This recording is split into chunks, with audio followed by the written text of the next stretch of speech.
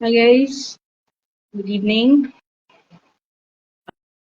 I can see 4 people watching right now, but I want to let's look at this. Just give me a second.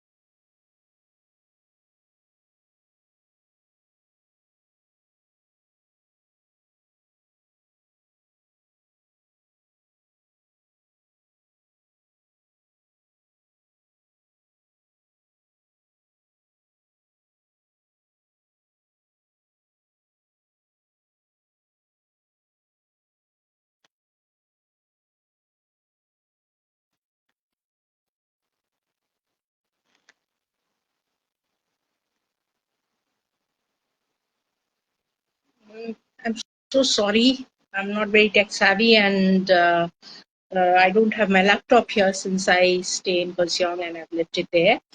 So I had to connect from my phone. And Sunday evening, people keep calling, people keep wanting to connect and go out and all that stuff. So I'm sorry, I'm taking up your precious time. But thank you if you have come and you're watching this, because today we really need to kind of, hone our parenting skills. I'm not a master in it. Okay? And for everything nowadays, you have a course. If you've done a course, you are, I mean, you're valid. But what about our parents? Were they not valid? What about your parents? Were they not valid? So I have 2 children of my own.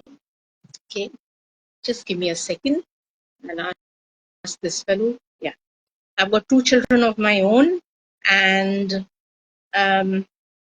these kids, they grew up, especially the elder one, grew up in a time when the 90s was ending and the 2000s was beginning. So she was at that juncture, and we had a lot of transitioning. So as a parent, yes, Ishani, I can see that. Thank you for being here. As a parent, and whatever experiences I've had from that, and from doing a lot of courses, and I teach school.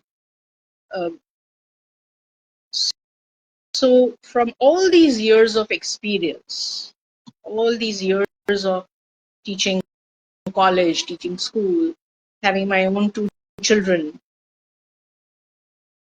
it has kind of given me some insights. I'm still learning. I'm still a learner. I learn every day. So today, basically, what we are going to discuss in this part 1 is parenting up to 7 years, and then parenting from 8 to 11 years, up to 11 years. I'm sorry, you have pets in the house. Now, for up to 7 years, you see, the world is very difficult at this moment. We are not comfortable leaving our children with anybody whatsoever. Um, so what skills, life skills, do we give our children? What do we teach them? So I feel when my eldest daughter was a young child, the world was not so tough or cruel as we are in right now, especially after lockdown. Needs have changed for our children. We, the parents, sometimes we are clueless as to what to do. So maybe today the discussion, and it is not a lecture. It is kind of, a discourse where I'm going to learn from you as well. So maybe you could put in a lot of questions, even after we are done with this short live session. So the first thing to do in today's modern world is to teach your children the names, the correct names for different body parts.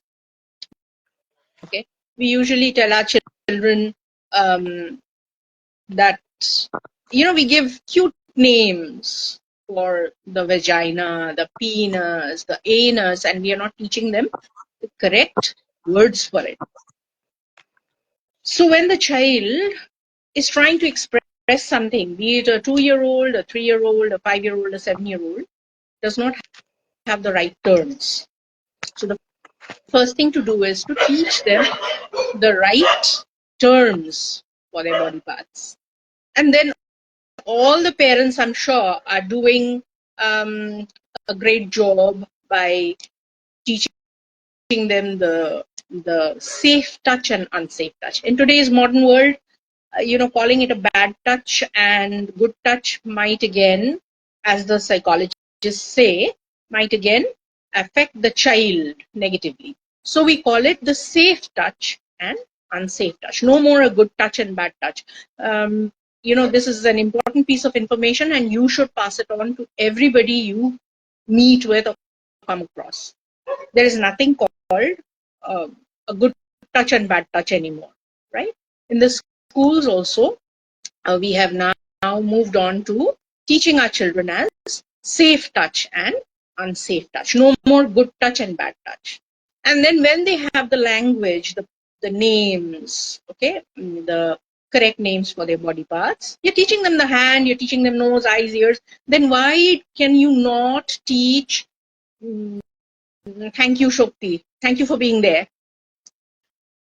So why can't you teach the children the correct names for their private parts? And private parts does not mean shameful parts, because generally what do? When a child is just growing up and learning things, we are teaching the child that shame, you're going out without knickers, or you're going out without your top or frock or pant or whatever. So shame.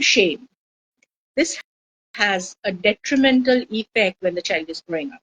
Even our generation and the generation after us, and all these children, they feel ashamed when they have to talk about their body parts. And you will also notice this, that most of your children, when they go to school and they are studying in classes 8, 9, and they are now learning about the reproduction in human beings or in mammals or whatever, whichever way, you will notice that the teacher also sometimes is ashamed. Debo, thank you so much. Thank you. Great to see you here. That's so much of an encouragement. So, I lost it. Yeah, I'm sorry. So the teachers also are ashamed to teach a co-ed class. why a co-ed? I have heard from children that even in an all-girls school or an all-boys school, teachers are ashamed to teach bio, especially the reproductive chapter, because they're not comfortable.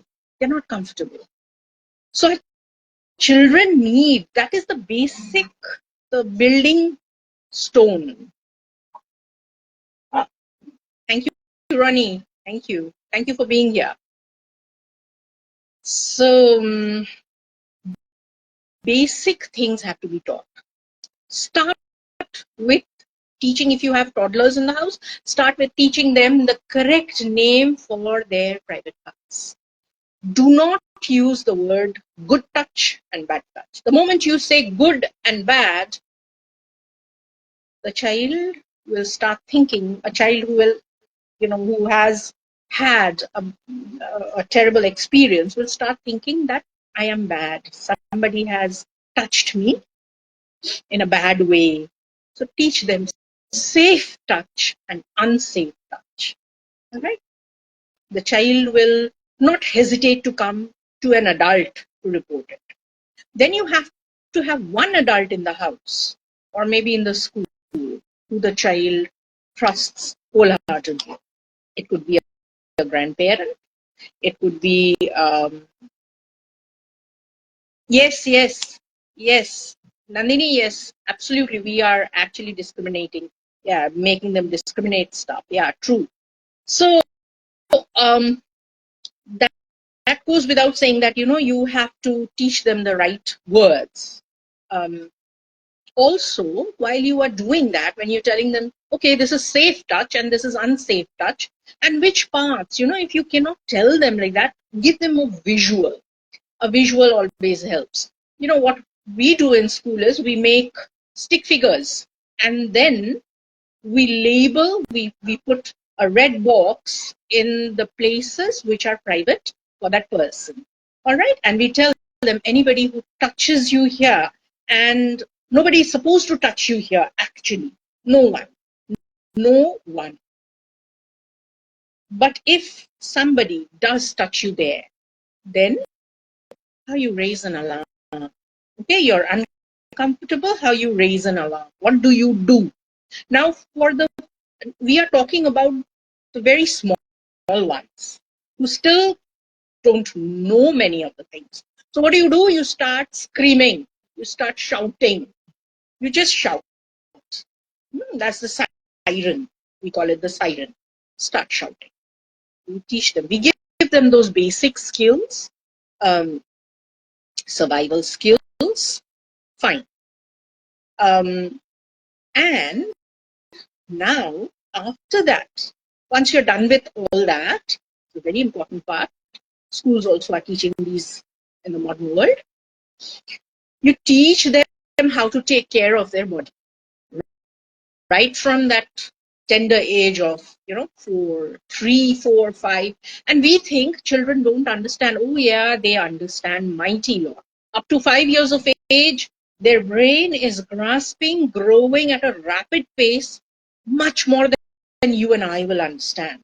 So they understand. If you go down to their level, at their level, if you try to tell them something, oh, I tell you something, I give you an assurance, they do understand. They do understand, right? A small anecdote. My daughter used to go to a preschool here in Siliguri, and there was a van. Okay? She used to go by a tiny, those cycle vans. Now, one day she came back home, and in her broken language, she told me, Mummy, in Bengali, she's telling me, Mummy, there's this boy in the thing. He showed me a nunka. Now, in Bengali, when she's telling me all that, I thought maybe it's a nauka. Nauka means a boat in Bengali. I thought it was a nauka. Then I asked her, okay, fine, very nice. I was very happy. Okay, I thought. So no, he opened his pant and showed me a nunka. And then I realized what the child was trying to tell me. All right. because we had taught her the language in Bengali. It's good. I mean, the child picks up mother tongue first. So now she could not really, express that word correctly. So she was telling me Nunga. And the following day, I was quite alarmed because, a 3-year-old child telling me that about another 3-year-old kid. I mean, that child must have had some experiences in the house. There are people who are teaching your children wrong things, and that's why we have to have a very safe environment in the house too. So the next morning, when the band came and this little boy came in, so I spoke to him. I swear, I told him, see, that is not supposed to be done. That is your private part. You should not be displaying it to the world like this way. And I got to know that somebody in his house, some elder cousin, was actually, doing those things, and the child was exposed to stuff. So I got in touch with the parents and told them that, see, your child is going through some kind of crisis in the house. I don't know how much they believe, because this was early 2000s, sometime in 2000. I was 3 years old, so there must be 2003. We as parents, we have to be very aware of what our children are being exposed to in the modern world. And now with the mobile menace, it is even more easy to expose the child to stuff that the child should not be exposed to. Porn. I myself, I found class 3 children and 4 children watching porn. There are sites which flash, okay, click on this and click on that link and click on, and then one link leads to the other and the other and the other. So you as parents, I know you may be both working, you may be a single parent, but in the modern world, you see, our children are our treasures. Okay, in India, we still go by this law. Our children are our treasures, the best, the most precious gems, jewels in our lives. And trust me, all of us think that our children are faultless. They are saints. All mothers and fathers will think that about their child. I will blame another child if my child has smoked. I'll say, oh, you're mixing with the bad boys or the bad girls. But you have to come down to ground reality. You have to understand that your child is an individual, a human being. The child is growing up. The child is needs expression, has a life completely different to yours. Especially mothers, we tend to latch on, oh, for 9 months, and sometimes we give them that guilt trip, 9 months I kept you in my body, and this, that. But we just did our duty. We just landed them. We just were a vehicle for landing them from Mars onto the Earth. After that, life is their own. They make their own choices. They are free to do that. So where do we come in as parents? When I was young, my father used to give me danda. He used to call it lattaushadhi. Oshadhi in Bengali is oshut, medicine, and lattaushadhi means the lathi. Okay, so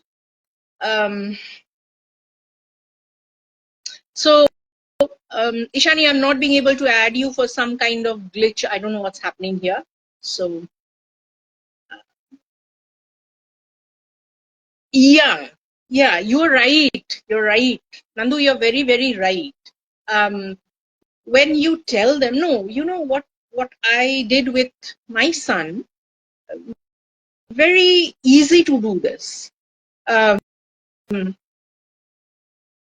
very easy to do this. I taught him at a very young age that two parents come together and there is a process. Because one day when he was in class 5, he came back to me with a question, Mummy, what is sex?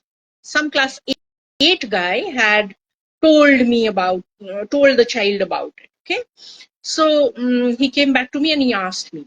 Now, initially it was a shock. Oh my God, a class 5 child, a 10-year-old kid. What do I tell him? So then I sat him down and I spoke to him. It's a very natural thing. When two parents come together, when two people come together, and there's a process by which the sperm is transferred into this, and then there's a baby that is created, and that's how you were born. Your sister was born, and your friends were born, and I was born. My child, I don't know at what level he understood that, and then by class 8, I had told him everything. I spoke to him about masturbation, which parents don't want to talk to about, with their children. I said, wrong. It's a natural process. Children will go through it. They will experiment. Who better than one parent to explain it to them? You know, I am not a single parent, and yet sometimes I feel I'm a single parent because Pradeep cannot handle all these things.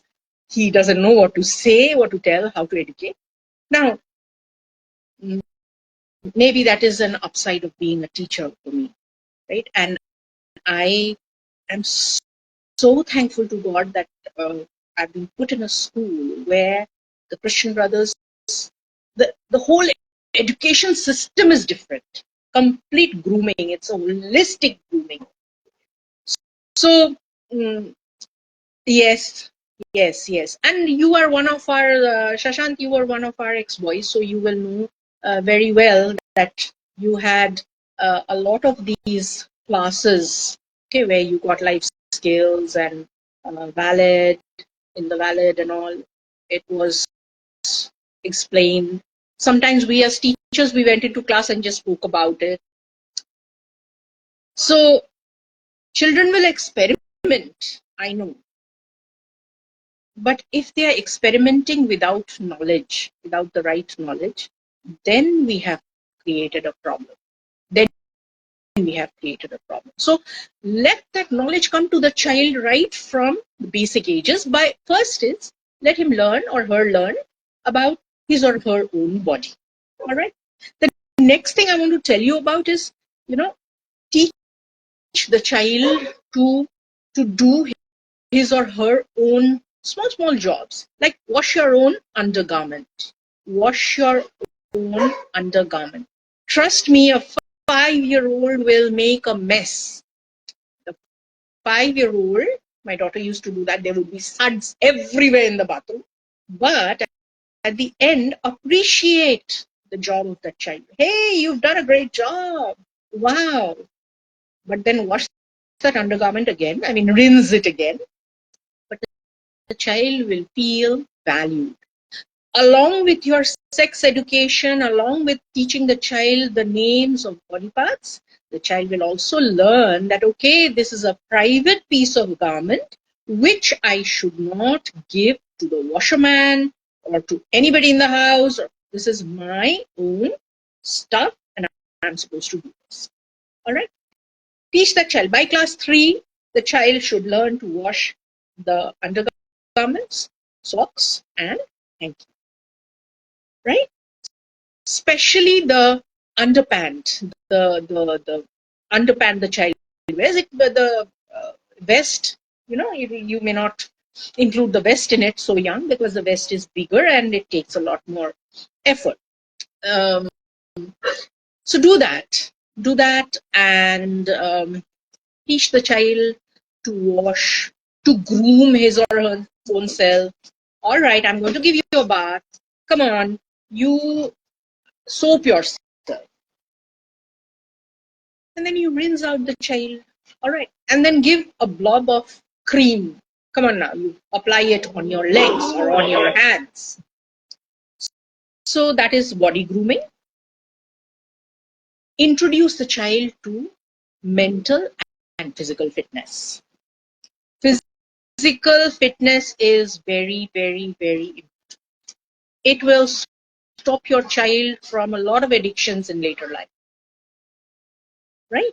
So the physical fitness can be take brisk walks, short walks, or In Kurseong, I had the privilege of living in Kurseong, so my children grew up there. We used to take long walks, especially with Dia, with my daughter. We used to take long walks, and I used to show the child different leaves, different plants, and look at their leaves. Each is different. Each one is different. So you see, teach the child. Uh, that'll be like de-stressing also, and it'll be like teaching him or her physical fitness also. You take a walk and you are de-stressed. Go for mind games. Um, do some small activities, rolling the ball, and for because at this time the child is becoming very tactile too. Then introduce hobbies. Do you read stories, or do you tell stories, bedtime stories? Do you tell stories from your own? What we used to do at home uh, with Dia. We used to take Dia and put her in the middle. Pradeep on one side, me on the other, and we used to sing in the nights. Husband, wife, and the child. We used to sing. It was a pleasurable activity. Or sometimes she would be there in the middle, and I would tell stories from my childhood. Right. Um, yes. Yes. No, but Nandini, you have to also let them understand that, okay, fine, this is for the boy and this is for the girl, but now it's also very gender fluid. All right. One more thing we have to understand is gender fluidity. Now I'm going to do one more live on that completely, because I have you know done some of that gender stuff before. So we keep it gender fluid, and with sanitary napkins and all. My children, Rahul was, I think, 4 or 5 years old when he already knew that, okay, this is something mommy needs, and there are certain days mommy needs it, or Dia will need it. And now he's very cool. Now he's a 19-year-old strapping young man, and he doesn't bat an eyelid. Okay. uh, so yeah. um, Next is introduce a hobby. Introduce a hobby. Reading. Best hobby for little children: reading storybooks. Reading. uh, introduce introduce reading. You could introduce gardening also. It's a very, very good hobby for little toddlers also, gardening. um, and composting. You don't have to let the child do everything. You make a compost bin, tell the child, okay, now I have some vegetable peels, go pour it in that compost. All you have to do is that. Child will learn. And then tell the child, inform the child why you are composting, what happens, what are the steps. They will see some insects there, the larvae. They'll ask you, what are these? So, yeah, so you can do that, composting, if possible. Not all houses are pet friendly houses, but if possible, please get a pet. Get a pet. All right. It will increase the compassion level of your child. Get a pet. Let the child grow up with a pet. My tea has gone cold. I'm so excited, about today's live. And also, teach the child age appropriate chores in the kitchen. In the kitchen, please keep it gender fluid. The kitchen is not only for ladies or women, it is also for the men. Special need in today's world, life skill, is to know how to cook. Okay. So small things. Maybe you're making a sandwich.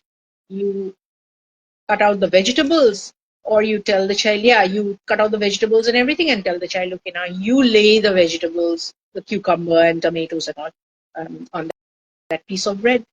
Or you could also have the child take plates and lay it out Or maybe just start with very simple, with a 3-year-old.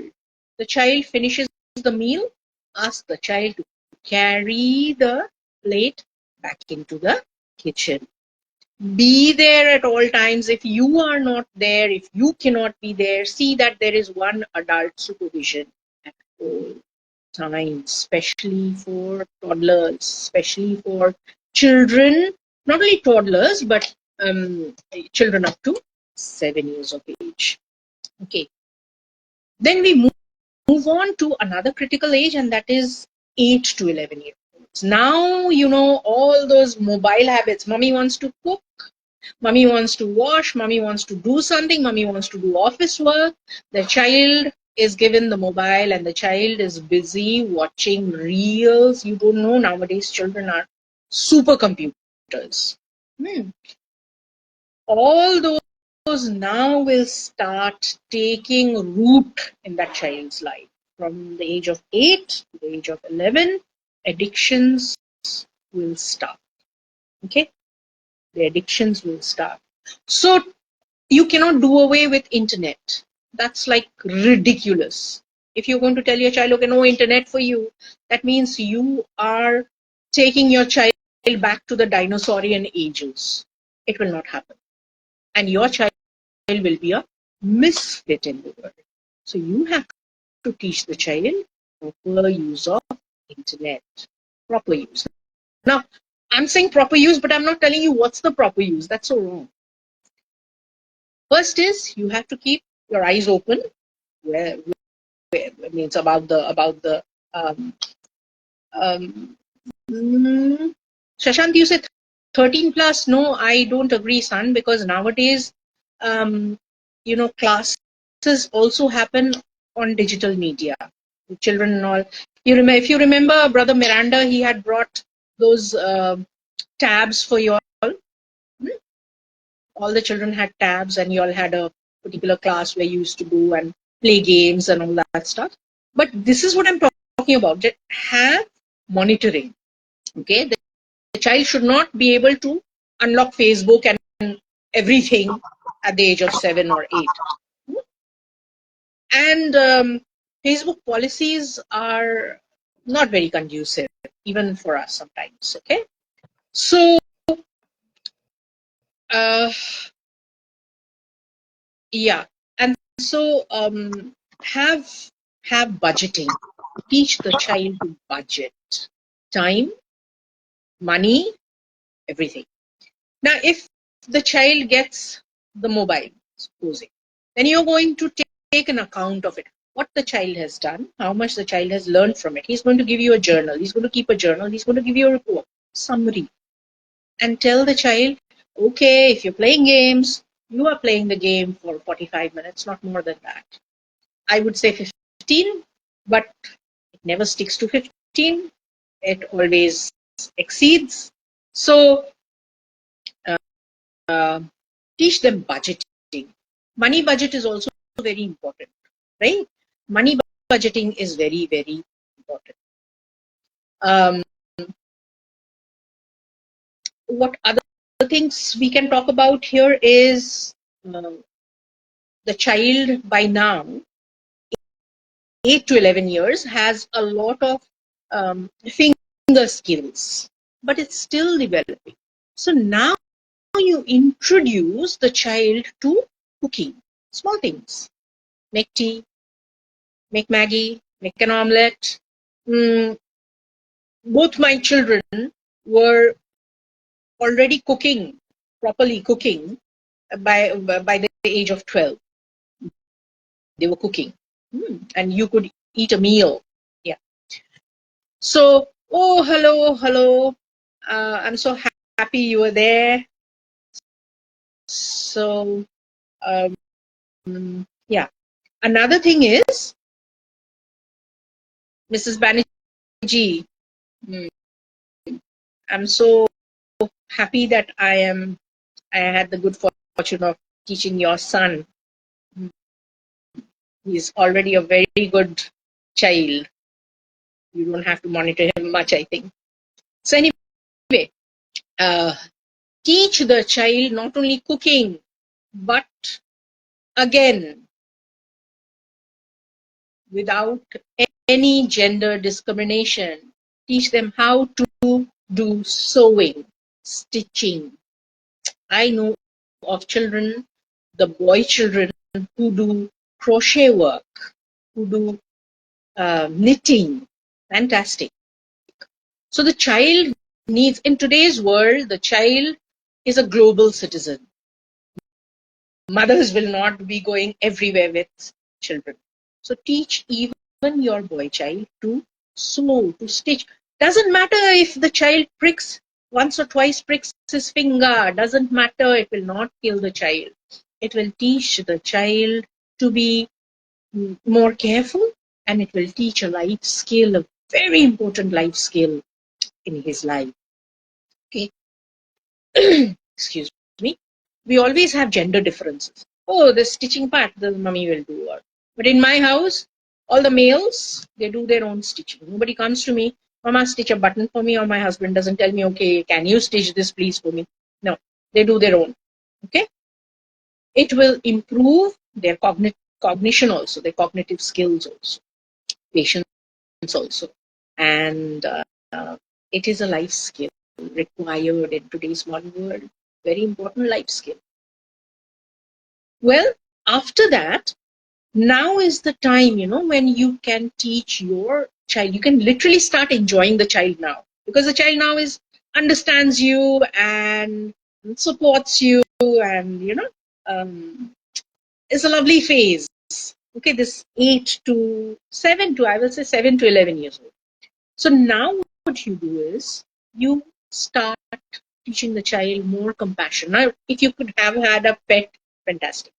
If not, now is the time to go for outreach. What do? You take the child. You don't have to have a lot of things. Once a year, tell the child, take out your good wearable clothes which you will not wear again, or you have outgrown them. Sort them out. Give them away to the less privileged. It's a wonderful thing. Or on the child's birthday, maybe you could take a box of sweets and give it to the street children somewhere, or maybe you could donate something, or go to an old age home, or it fills your heart. It fulfills your purpose as a human. So that will improve. Later on, you will reap benefit as parents. You will reap benefit of a compassionate child. If we all taught our children this, old age homes wouldn't have to be there with discarded people, discarded parents. Old age homes wouldn't have been there. So let's start making more compassionate human beings. Teach them, very importantly, hazards inside the house as well as outside the house. Now, what kind of hazards? You are constantly telling them about the hazards of, sex predators, but what is going to happen? The child is going to going to develop phobias. The child will feel scared to stay alone, or be alone, or mix with other people. All right, that will take a back burner. The child knows safe touch, unsafe touch. Once a year, just tell the child, hey, safe touch, unsafe touch. Do you remember? Child, yeah, mama, I know. Daddy, I know. Now, you tell them the hazards, different kind of hazards. Inside the house, how to use the electrical gadgets safely. Mobiles. When they are charging mobiles, they are also looking at the mobiles, or speaking on the phone. My brother almost died when he tried to be an electric engineer. Okay. Um, yes, Shashwant. How are you, son? Lovely to connect with you. So, um, yeah, so you tell them, you teach them how to safely use the fire, the gas, how to safely use, what safeties, what precautions in case there is a small fire. We used to have fire drills in school. Okay, that if there is a fire, what do you do? So now you can't have fire drill in the house, but of course you can train your child. You can train the child. Like when we kept on having the earthquakes few years back, I had trained my children. My son was here at that time. I had trained him. Whenever there is an earthquake, all you have to do is grab a bottle of water and run when it stops shaking. Go down, go to an open space, but have that bottle of water with you. And we used to always have a kit ready, a backpack ready with medicines and some dry food and all that stuff. So you can always train your child. When we kept having those earthquakes, we made sure that each of us grabbed a bottle of water, because that's what you're going to need if your house crumbles. Okay? The first need. So teach them that is inside the house. Outside the house, yes, stray animals. Stray animals. Now you're telling them, oh, you have a pet in the house, look after the pet. If there's a stray dog outside, you kick the dog. No, not at all. But you teach the child a stray dog may carry some diseases, fleas, ticks. You will be bringing it home with you. So it could also have rabies. So now you're teaching the child what are the symptoms. First, you take some medication on it. Okay, what are the symptoms? So you teach the child about the symptoms and tell them, okay, this dog, and also tell them that dogs always they are not friendly. So that can happen only when you're practically going out with them and all. At that time, you can teach them all these things, small, small things, inside and outside. Outside, there's one more big thing, that is road safety. How to cross the road. With the traffic that is you see nowadays, it's crazy. So I, as an adult, feel afraid to cross the road, especially here in Siliguri. Teach the child how to safely cross the road. If they are afraid, if they cannot do it, to call out for help, to ask somebody, an elderly person who's there on the road, to help the child cross the road. Of course, I know that most of us wouldn't leave the child alone like that on a busy street, but in case it happens, in case you're to leave the child. This is also a time when you teach the child small first aid stuff, first aid things, small things, tiny little things. If you get a scratch, what do you do? In the hills, there's something called pite pati, and there's something, the marigold leaves and all. Children, they are very good with it. They get a scratch or something, they're okay. So that's one thing. Also, teach the children, now is the time to tell them, if you make a promise, keep it. How do you tell the child? Oh, child, if you make a promise, keep it. No.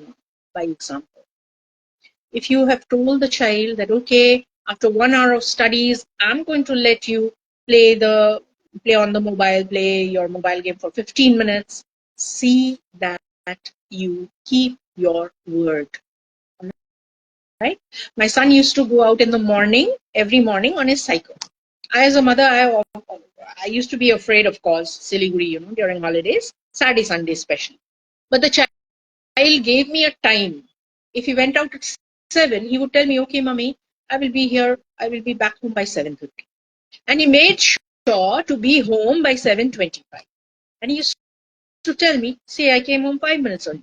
All right, thank you so much. And, make big of it, make much of it.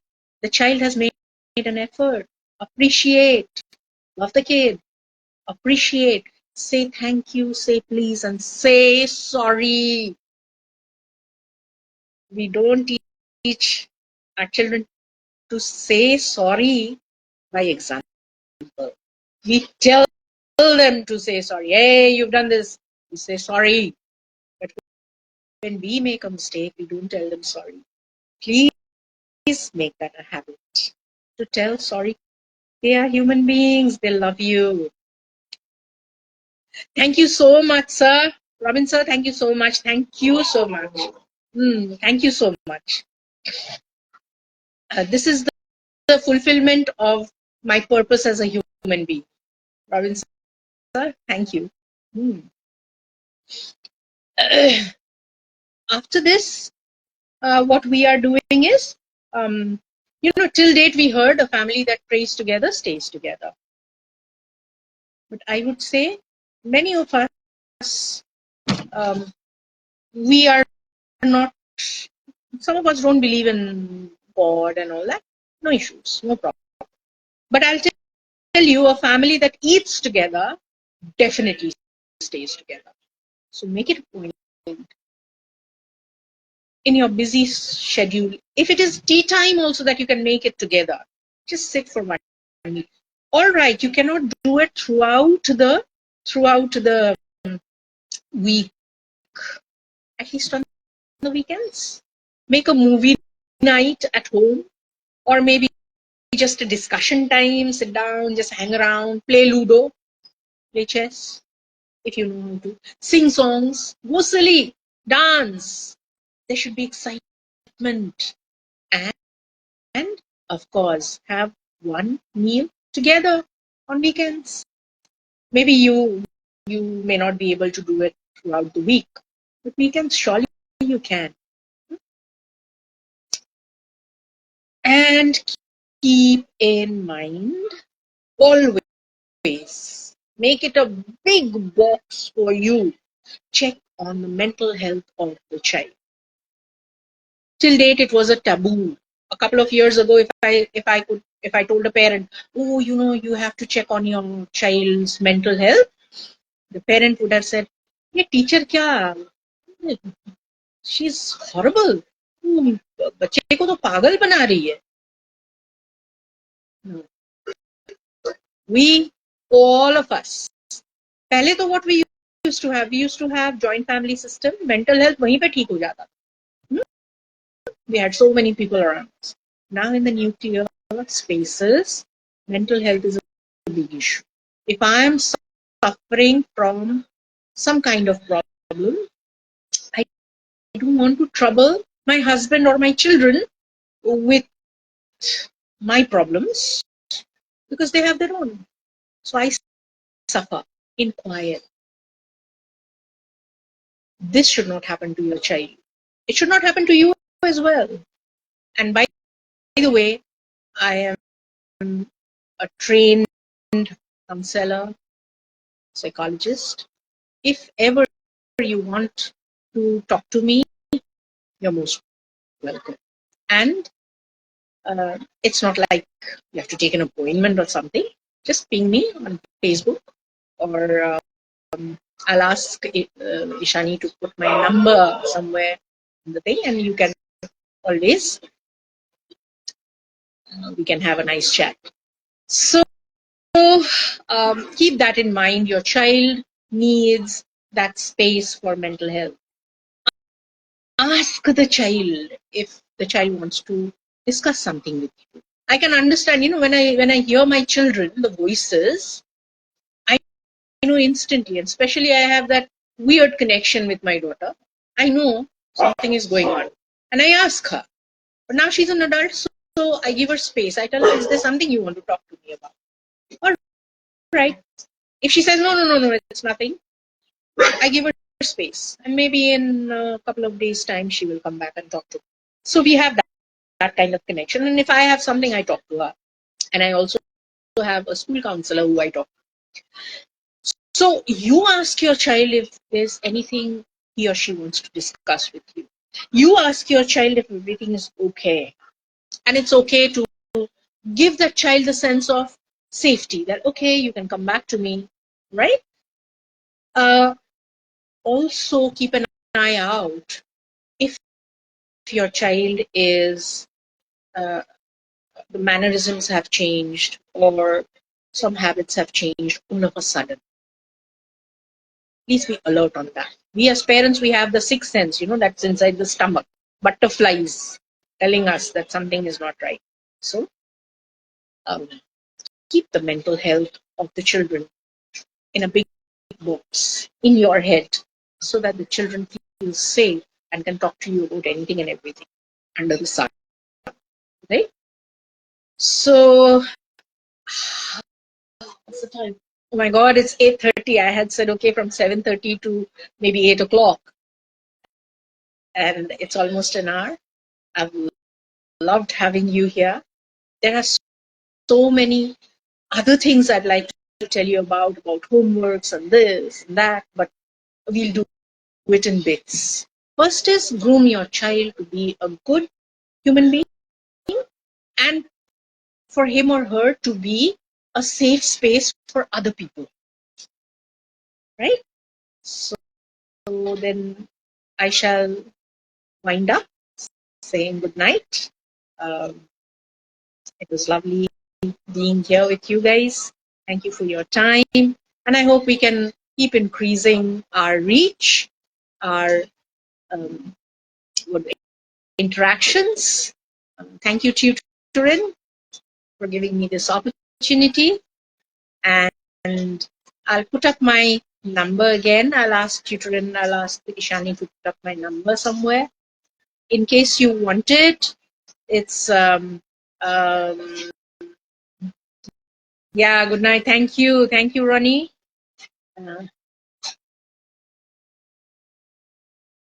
Shakti, when are you coming again to Siliguri? I'd love to see you. Yeah. Or you make a program. Maybe, we could go to Dia in the winter. We could go and spend some time with her in January or sometime. So if you want my number, get in touch with Tutor-In and you can talk to me. I'm a learner as well, but thank you so much. Yes, Shamu, you have come now. I was expecting you much earlier. I'm so happy to hear that. I'm so happy to hear that. You need to carve out a niche for yourself. Yes. Shatik, my blessings with you. And my blessings with each of you. If you have any suggestions, please put it in, the chat box. If you have any ideas, any tips that I could follow for my now grown up children. My son is 18, my daughter is 24. So,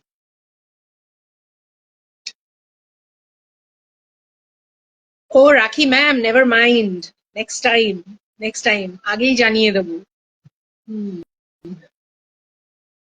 Shamo so sad. Never mind. Next time, please make some time for me. Shiliguri আসলে জানাস.